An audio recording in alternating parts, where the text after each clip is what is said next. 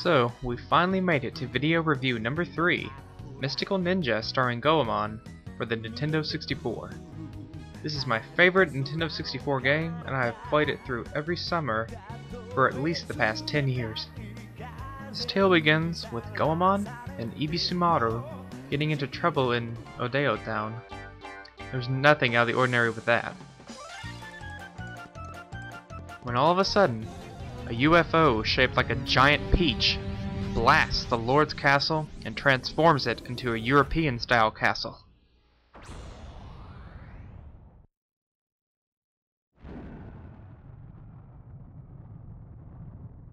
Well, sorta. Goemon and Ibisumaru investigate the castle and confront a blue man named Baron, who informs the duo that he wants to make Odeo Castle a stage.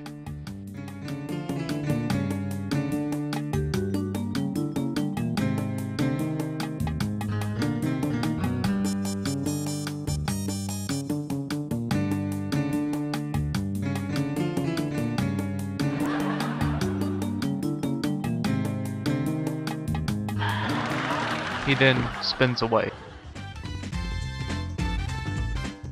After the first boss is defeated, the two head towards Zazen Town.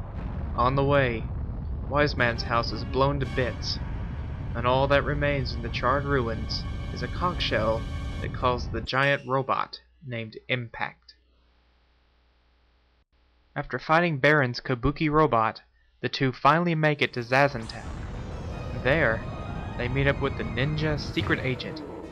It's gotta be the coolest job ever. Yae. She informs them that several members of the Flake Gang, who call themselves the Peach Mountain Shoguns, are behind the strange happenings throughout Japan.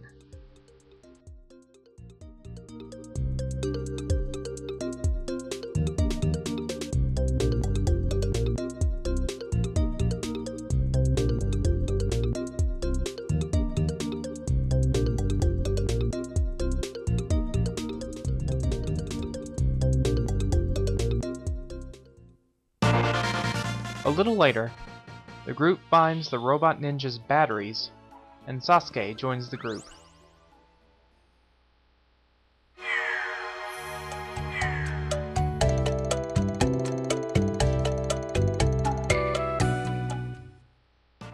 They continue the quest to stop the Peach Mountain Shoguns and bring peace back to Japan.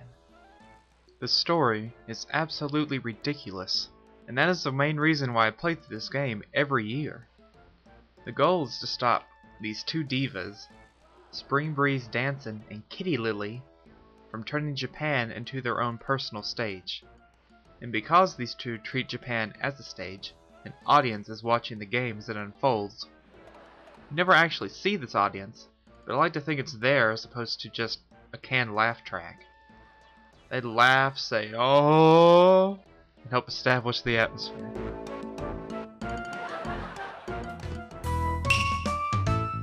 The non-playable character's dialogue is also ridiculous, and this game is full of incongruities. It takes place in feudal Japan, but this guy right here talks about how he should have recorded the UFO on camera.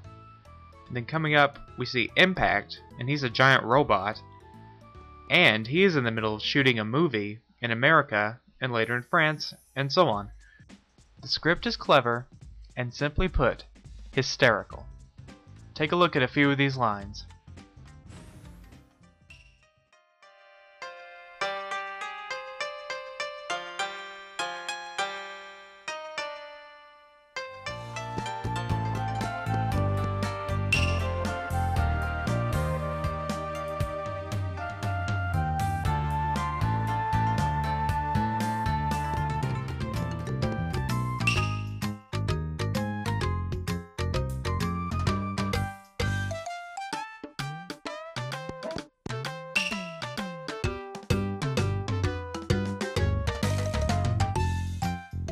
Only two choices are available, start and option.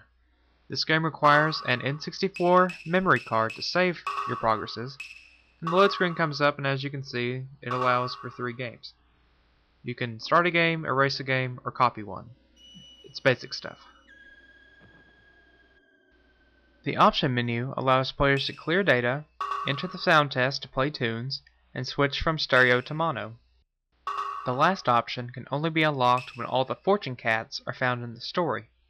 It allows the player to battle all 4 of the impact bosses in succession with 500 oil, or life, and 200 ryo, which is currency in this game, but projectiles for impact. The quest setup is similar to a game like The Legend of Zelda.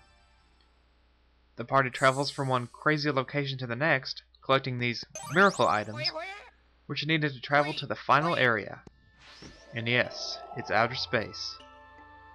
They also find new weapons, such as the meat saw hammer that Ibisumaru gets. And there are 2 weapon upgrades throughout the game. Here's level 2 right here, which allows Yae to use her sword shield. And they can learn magic powers, such as the jetpack. Goemon swings pipes. Ninja!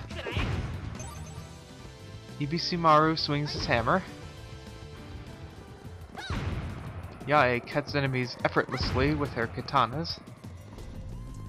And Sasuke wields his dual kunai with perfection. Goemon has the most range and is about equal with Yae in terms of speed. Ibisumaru is slower and he skips when he's not running at full speed. And Sasuke is the quickest but has shorter range. Ibisumaru is the only one who does not have a ranged attack. The characters are controlled with the control stick. Pushing it softly will cause the characters to tiptoe a little harder and then walk a little faster, and so on until they're going at full speed. Since there aren't any stealth elements, you should be going at full speed most of the time.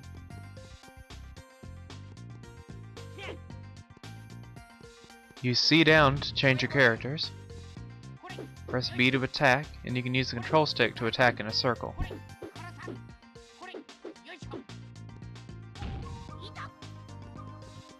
A button jumps.